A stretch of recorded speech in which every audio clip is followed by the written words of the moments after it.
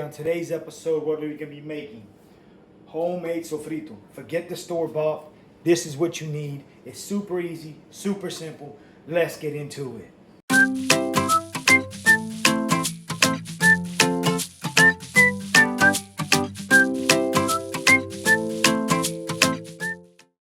So what are we going to need? First off, a blender or a food processor. Next, olive oil, red bell pepper, green bell pepper, cilantro, we like to fly around here, garlic, onion, and a container to put it in. Alright fam, let's go ahead and get into cutting this onion here. So I'm not a culinary chef, never went to culinary school, just a guy who grew up in the kitchen with his grandfather and watched a lot of my friends' parents cook and also cooking myself. So it's just what I do. You do you. But you know, when it comes to cooking this, well, making, not cooking this sofrito, you know, like we talked about in our last episode, that it's, you know, the root word of it just basically is, you know, to saute.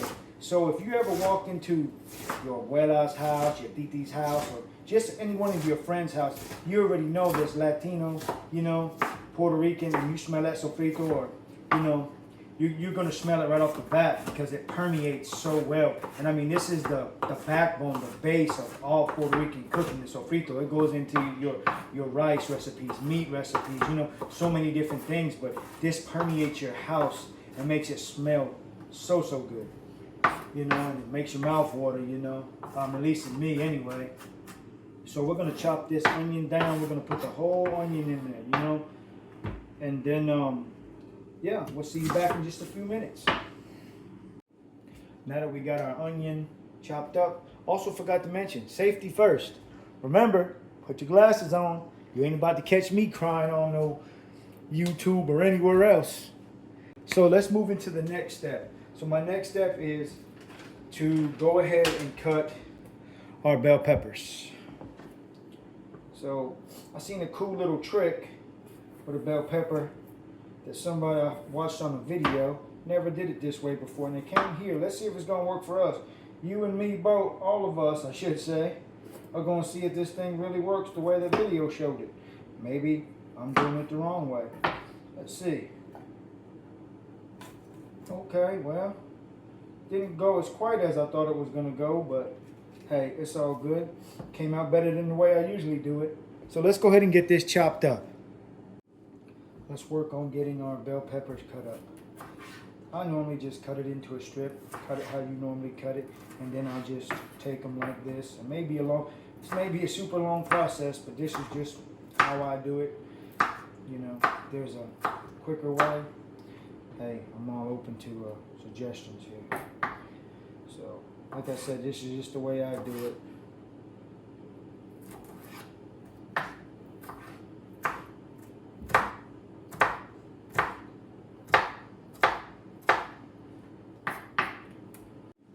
Red one's cut. Let's work on getting this one.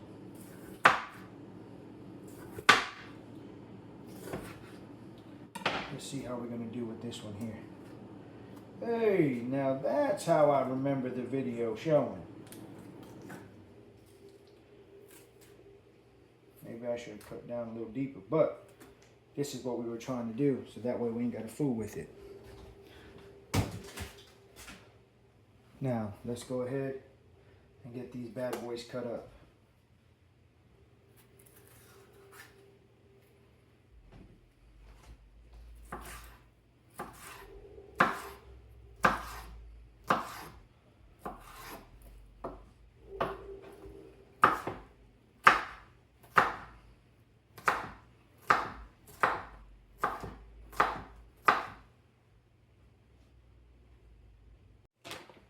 So remember when I told you you have to have a whole garlic, which that's just what I do. But I'm going to cheat a little bit, and I'm going to put these in there. Garlic already peeled. Work smarter, not harder. All right, fam, so we got our onions, we got our bell peppers, we got our garlic. Now here comes the star of the show, the cilantro. It's been rinsed, it's been cleaned. So I'm just gonna I just like to cut some of that off of mine. To each his own, you do what you're gonna do, you know. Again, you know, everybody does it differently.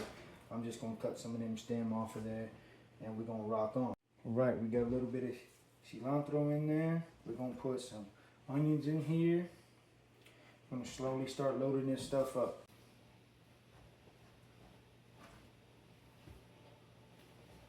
Let's get our famous olive oil. That's what I like to use. Let's put a little bit of that in there. That way we get a little liquid going on. It's fixing to get real loud, fam, so y'all hang tight.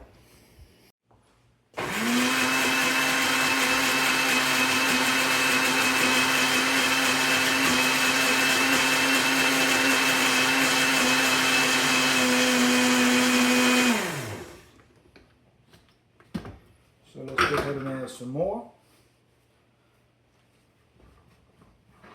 until it's all gone.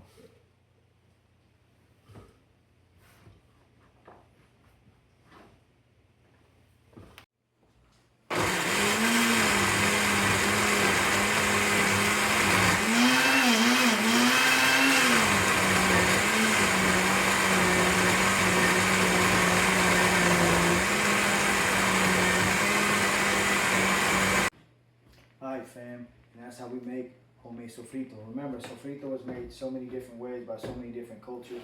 You know, you can go to one person's house and it'll be made completely different. It might have tomatoes in there or something different. You know, but again, this is what I use. This is what the backbone of Latin cooking is. Puerto Rican cooking, sofrito. Again, most important thing, hug your loved ones, tell them you love them. Until the next time, peace.